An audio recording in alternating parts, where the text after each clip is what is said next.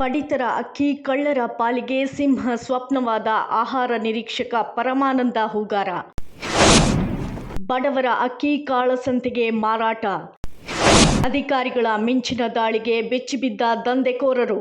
ಇಂಡಿ ಪೊಲೀಸರು ಮತ್ತು ಆಹಾರ ಇಲಾಖೆ ಜಂಟಿ ಕಾರ್ಯಾಚರಣೆ.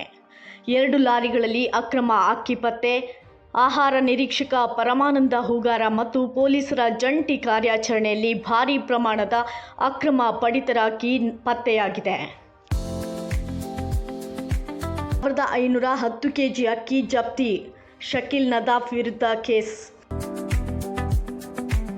1270 ಕೆಜಿ ಅಕ್ಕಿ ಜಪ್ತಿ. ವಾಹನ ವಶಕ್ಕೆ.